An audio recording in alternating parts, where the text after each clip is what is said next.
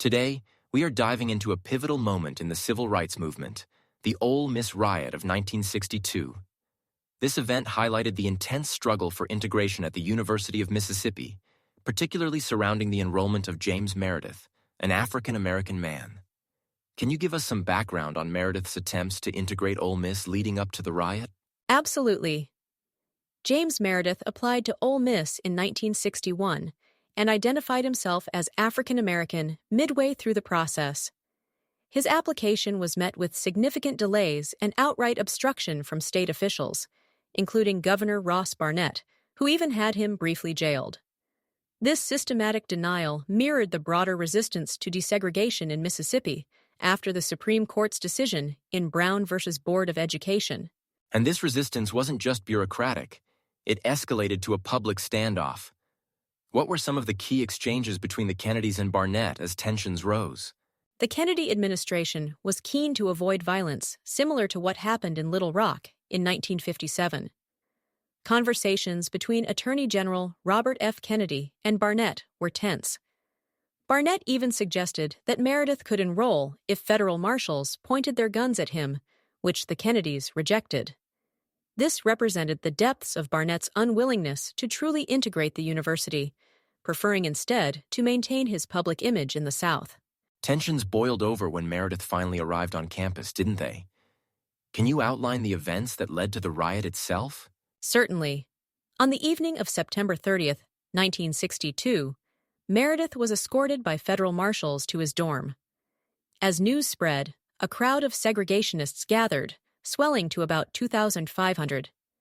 The local police initially attempted to curb the rioting, but were withdrawn, leaving federal marshals to deal with an increasingly violent mob. The chaos escalated with rioters throwing Molotov cocktails and attempting to breach the Lyceum, where marshals were stationed. Violence erupted almost immediately as federal law enforcement struggled to maintain order. You mentioned that the federal response was significant. How many troops were mobilized to control the situation? Ultimately, President Kennedy mobilized nearly 30,000 troops. This was the largest deployment of federal troops for a single domestic disturbance in U.S. history. The situation was so dire that they had to invoke the Insurrection Act. This military presence was unprecedented and symbolized the federal government's commitment to ensuring civil rights, even at the cost of military force. The violence led to some tragic outcomes. Can we discuss the casualties that resulted from the riot? Yes. Tragically, 2 civilians were killed during the riot: Paul Guihard, a French journalist, and Ray Gunter, a white visitor who just happened to be there.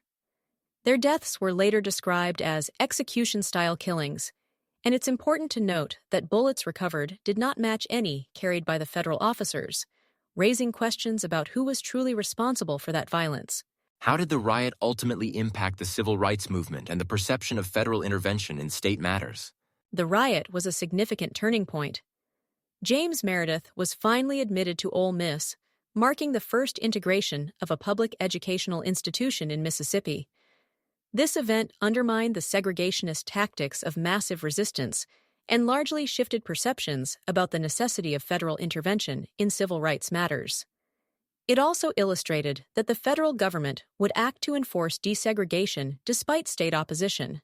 Post-riot, how did the community and local leadership react to the integration of the university? The aftermath was rife with continued racism and agitation against Meredith. The local government and law enforcement blamed the marshals for the violence rather than accepting responsibility.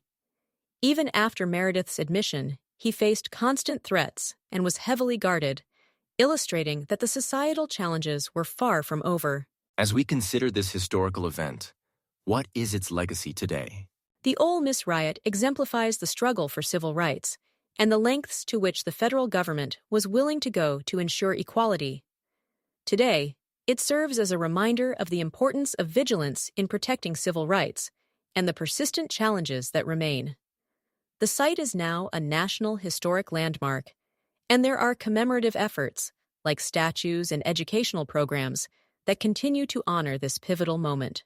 In conclusion, what can we learn from the Ole Miss Riot in today's context of civil rights? We learn that civil rights is an ongoing struggle. Each generation faces its own battles, And the events at Ole Miss remind us that while progress has been made, advocacy, activism, and the willingness to confront resistance remains crucial in the fight for equality.